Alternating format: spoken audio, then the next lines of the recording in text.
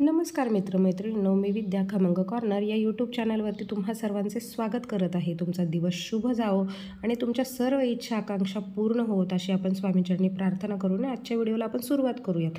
तर महिलांनी पितृपक्षामध्ये रोज अशी कोणती 5 कामं करायची आहे की ज्यामुळे पितृ आपल्यावरती खुश होतील, पितृदोषातून सुटका होईल आणि जो पितृदोषाचा त्रास आहे त्यातून आपल्याला मुक्ती मिळेल। तर व्हिडिओ स्किप न करता शेवटपर्यंत पहा। चॅनलवर नवीन असाल तर सबस्क्राईब करा आणि बेल आयकॉन प्रेस करा, म्हणजे कोणताही व्हिडिओ तुमचा मिस होणार नाही। सर्व व्हिडिओचे नोटिफिकेशन तुमच्यापर्यंत येईल आणि सर्व व्हिडिओमधली माहिती तुमच्यापर्यंत पोहोचेल। चला तर मग सुरुवात करूया आजच्या नवीन व्हिडिओला। सध्या पितृपंधरवडा चालू आहे आणि प्रत्येकाच्या घरामध्ये श्राद्धविधी चालू आहे। प्रत्येक तिथीनुसार प्रत्येक ठिकाणी श्राद्धविधी केले जातात। पितृदोष घालवण्यासाठी, पितरांना खुश करण्यासाठी वेगवेगळे उपाय देखील केले जातात।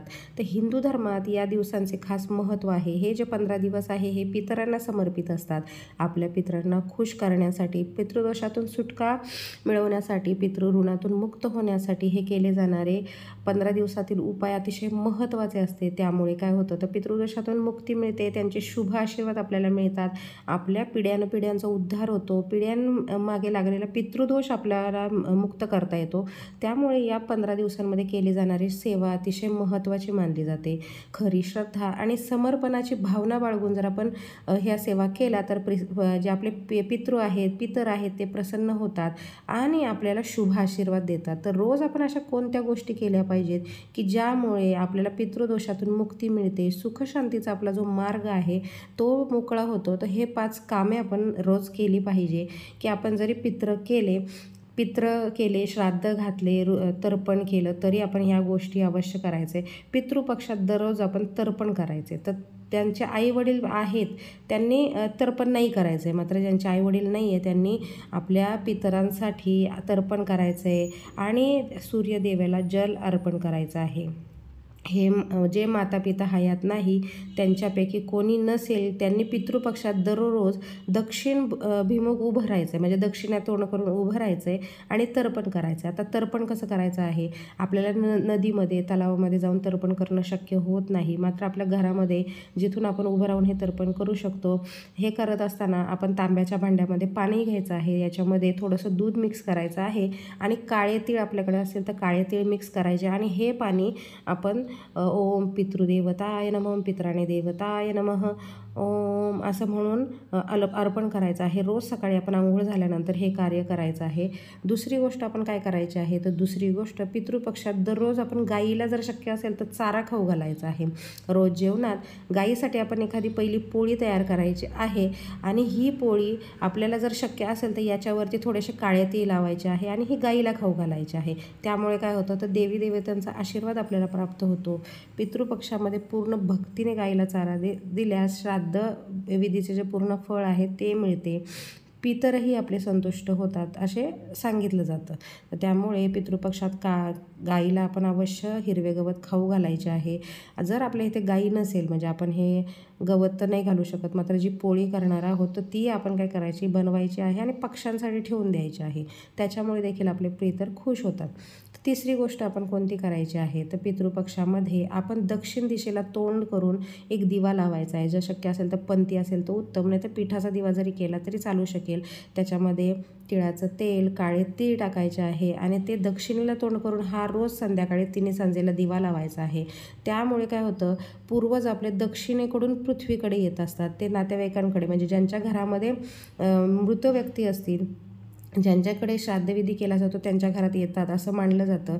मग त्या दिवशी आपण पितरांचे श्राद्ध करतो त्या दिवशी, आणि रोज जरी आपण पितरांना आव्हान करून हा दिवा लावला, त्यांच्याकडे सुखशांतीची कामना केली तरी ते आपले सर्व गोष्टी मान्य करतात, आपल्या इच्छा पूर्ण करतात।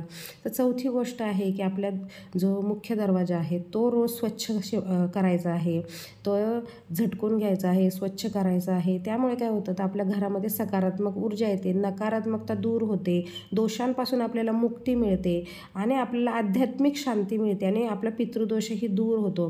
त्याचप्रकारे आपल्या दररोजच्या पाण्यामध्ये आपल्याला जर आपल्याकडे गंगाजल असेल ते आपण टाकलं तरी चालेल, याने देखील आपला पितृदोष असेल, आपले कोणतेही इतर दोष दूर होतात।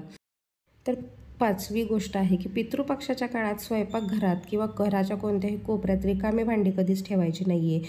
आणि आपली जी खरकटी भांडी असतात, म्हणजे रात्री जेवण झालेली भांडी, ती लगेचच घासून व्यवस्थित स्वच्छता करून ठेवायची आहे. ती अशीच आपल्या इथे घरामध्ये ठेवायची नाही. पितृपक्षाच्या काळात स्वयंपाकघरात उष्टी भांडी ठेवणं हे अशुभ मानलं जाते. रात्री उष्टी भांडी ठेवल्याने लक्ष्मीचा कोप देखील होतो आणि पितृदोष देखील होतो. त्यामुळे पितृपक्षाच्या काळात उष्टी भांडी आपल्या इथं ठेवायची नाही आहे.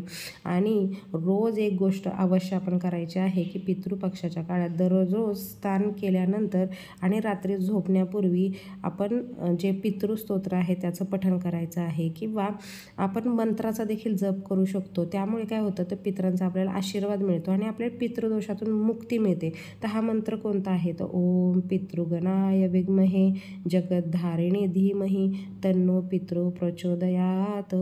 ओम देवताभ्यः पितृभ्यश्च महायोगीभयवचः नमः स्वाहे स्वधाये नित्यमेव नमो नमः. हा मंत्र आपण म्हणू शकतो. आता याचं मी डिस्क्रिप्शनमध्ये देईल तुम्हाला की कोणता मंत्र आहे. तर हा मंत्र आपण अवश्य शक्य असल्यास 1 वेळा म्हणावा, 11 वेळा म्हणू शकतो, 51 वेळा म्हणू शकतो, किंवा 108 वेळा देखील म्हणू शकतो. आपल्याला जेवढ्या वेळा शक्य आहे तेवढ्या वेळा, 1 वेळा जरी म्हटला तरी चालेल. म्हणजे सकाळी स्नान केल्यानंतर एकदा आणि रात्री झोपण्यापूर्वी एकदा. आणि पितृस्तोत्र जर आपल्याला येत नसेल तर आपण यूट्यूबला लावून देखील ऐकू शकतो. त्याच्यामुळे काय होतं, त्याच्यामुळे देखील आपले पितृ खुश होतात. त्यांचं जे रुष्ट असतात आपल्यावरती, ते चांगले आपल्याबरोबर त्यांचे आशीर्वाद मिळतात आणि आपल्या सर्व गोष्टी आयुष्यातल्या सुकर होतात. तर महिलांनी पितृपक्षामध्ये या गोष्टी रोज करणं अतिशय महत्त्वाचं आहे. जरी आपण आपल्या घरामध्ये श्राद्धविधी करत असू, प्रत्येकाचीच तिथीनुसार जे श्राद्ध केलं जातं ते जरी करत असो, तरी या 5 गोष्टी आपण, ज्या मी